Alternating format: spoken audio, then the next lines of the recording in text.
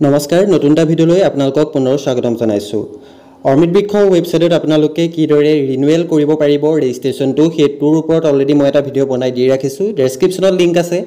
যিসকলে এতিয়ালৈকে renew registration কৰা নাই বা আগৰ ৰেজিষ্ট্ৰেশ্যনটো ৰিনিউ কৰা নাই তেওঁলোকে যিমান পাৰে সোনকালে ৰিনিউ ৰেজিষ্ট্ৰেশ্যনটো কৰি লওক। গোটৰ মহিলাই হওক বা আপোনালোকে চৰকাৰী কৰ্মচাৰীয়ে হওক যিমান পাৰে সোনকালে আপোনালোকে ৰিনিউ ৰেজিষ্ট্ৰেশ্যনটো কৰি লওক।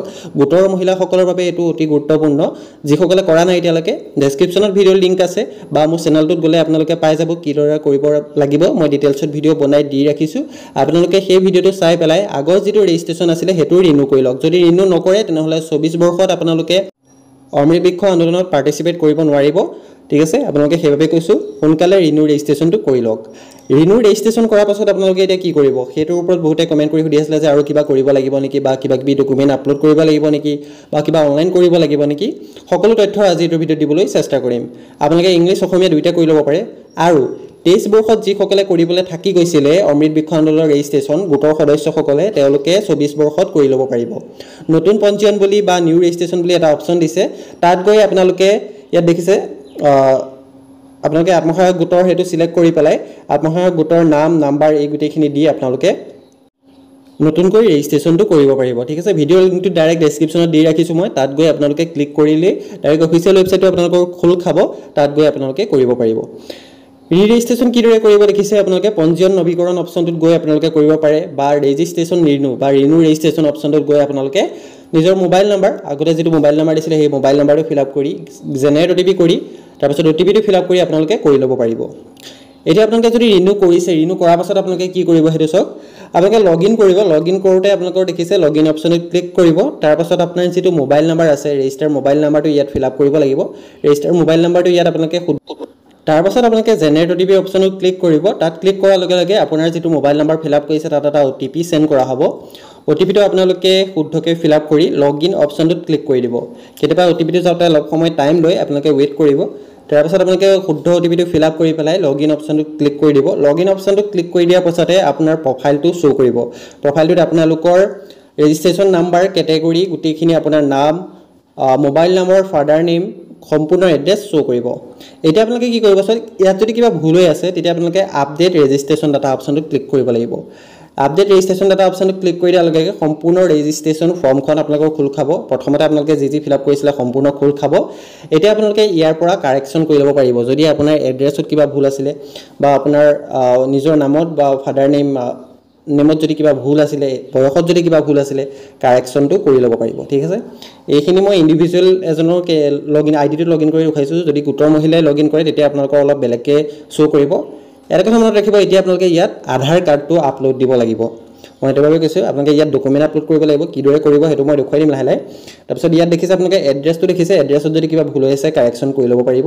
তাৰপৰা পুলি সংগ্ৰহস্থান অৰ্থাৎ 2024 বৰ্ষত যদি আপোনালোকৰ অমৃত বৃক্ষ আন্দোলন যিহেতু পুনৰ হ'ব তেতিয়া আপোনালোকে পুলিসমূহ ক'ৰ পৰা সংগ্ৰহ কৰিব সেইটো আপোনালোকে ইয়াত চিলেক্ট কৰি ল'ব পাৰে। আপোনাৰ নিজৰ পুলিচ ষ্টেচনখন হওক গাঁও পঞ্চায়তটো হওক আপোনালোকৰ চাৰ্কল অফিচ হওক ইয়াৰ পৰা আপোনালোকে চিলেক্ট কৰি ল'ব পাৰিব। বৰ্তমান সেইটো চিলেক্ট কৰাৰ কোনো প্ৰয়োজন নাই। লাষ্টতো দেখিছে আপোনালোকে পৰিচয় তথ্য।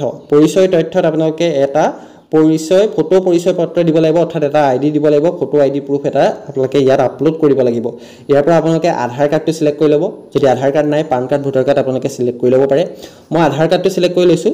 তাৰপিছত চুজ ফাইল অপশ্যনটোত গৈ আপোনালোকে নিজৰ আধাৰ কাৰ্ডখন আপলোড কৰিব লাগিব।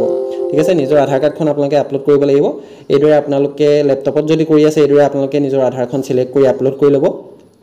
যদি আপোনালোকে মোবাইলত কৰি আছে চুজ ফাইল অপশ্যনটো ক্লিক কৰি দিয়াৰ লগে লগে আপোনাৰ মোবাইলৰ যিটো গেলেৰীটো খোল খাই যাব। গেলেৰীৰ পৰা আপোনালোকে আধাৰখন চিলেক্ট কৰি পেলাই ইয়াত আপলোড কৰি ল'ব পাৰিব। JPG ফৰ্মেটতহে আপলোড হ'ব সেইটো কথা মনত ৰাখিব। JPG ফৰ্মেটত আপোনালোকে আপলোড কৰিব পাৰিব। চিলেক্ট হোৱাৰ পাছত আপোনালোকে ছাবমিট অপশ্যনটোত ক্লিক কৰি দিব। তাৰপিছত অলপ সময় ৱেইট কৰিব। আপোনালোকৰ যিখন আধাৰ কাৰ্ডখন আপোনালোকৰ আপলোড হৈ যাব। যিসকলে এতিয়ালৈকে আধাৰ কাৰ্ডটো আপলোড কৰা নাই তেওঁলোকে এইদৰেই কৰি ল'ব পাৰিব। ঠিক আছে, এইদৰে আপোনালোকে ডেছক্ৰিপশ্যনত দিয়া লিংকটোত গৈ বা আপোনালোকে এপটো ডাউনলোড কৰি আপোনালোকে যিমান পাৰে সোনকালে আপডেট ৰেজিষ্ট্ৰেশ্যন কৰি আধাৰ কাৰ্ডটো আপলোড কৰি লওক। এইদৰে আপোনালোকে অতি সহজতে কৰি ল'ব পাৰিব। আৰু যিসকলে এতিয়ালৈকে ৰেজিষ্ট্ৰেশ্যনটো ৰিনিউ কৰা নাই তেওঁলোকে সোনকালে ৰিনিউ ৰেজিষ্ট্ৰেশ্যন কৰি লওক। কিদৰে ৰিনিউ ৰেজিষ্ট্ৰেশ্যন কৰিব পাৰিব ডিটেইলছত ভিডিঅ' এটা বনাই দি ৰাখিছোঁ। আপোনালোকে সেই ভিডিঅ'টো এবাৰ চাই ল'ব পাৰে। আৰু যিসকলে আগতে পঞ্জীয়ন কৰা নাছিলে বা ৰেজিষ্ট্ৰেশ্যন কৰা নাছিলে নতুনকৈ কৰিম বুলি ভাবিছে তেওঁলোকে এতিয়া পুনৰ ৰেজিষ্ট্ৰেশ্যনটো কৰি ল'ব পাৰিব নতুন পঞ্জীয়ন বা নিউ ৰেজিষ্ট্ৰেশ্যনত গৈ আপোনালোকে কৰি ল'ব পাৰিব ইয়াত গোটেইখিনি অপচন দিয়া হৈছে আপোনালোকে দেখিছে আপোনালোকে ৱেবছাইটটো ইংলিছ অসমীয়া দুইটা ল্যাঙ্গুৱেজত কৰি ল'ব পাৰে যদি ইংলিছত বুজি পোৱাটো সুবিধা হয় অসমীয়া কৰি ল'ব পাৰে যদি অসমীয়াত আপোনালোকৰ খেলিমেলি লাগিছে তেতিয়া আপোনালোকে ইংলিছ কৰি ল'ব পাৰিব নিউ ৰেজিষ্ট্ৰেশ্যন অপচনটো ক্লিক কৰিলে আপোনালোকে গোটেইখিনি ডিটেইলছ দেখিবলৈ পাব আৰু যিসকলে কৰা নাই ৰিনিউ ৰেজিষ্ট্ৰেশ্যনত ক্লিক কৰক মোবাইল নাম্বাৰটো ফিল আপ কৰক জেনেৰেটৰ ডিবি কৰি সাবমিট কৰি দিয়ক সেইদৰে আপোনালোকে অতি সহজতে ৰিনিউ ৰেজিষ্ট্ৰেশ্যনটো কৰি ল'ব পাৰিব কিদৰে কৰিব সম্পূৰ্ণ ভিডিও দি ৰখা হৈছে আপোনালোকে সেই ভিডিওটো এবাৰ চাই ল'ব কৰাৰ আগত বাকি আপোনালোকে যিসকলে নতুনকৈ কৰিম বুলি ভাবিছে তেওঁলোকে নিউ ৰেজিষ্ট্ৰেশ্যনত ক্লিক কৰি ল'ব পাৰিব আজিৰ ভিডিওটো ইমানেই আছিল যদি অমৃত বৃক্ষ আন্দোলনৰ ওপৰত যদি কিবা জানিব বা সুধিবলগীয়া আছে তেন্তে কমেন্ট কৰি জনাব মই যিমান পাৰো আপোনালোকক সহায় কৰিবলৈ চেষ্টা কৰিম ধন্যবাদ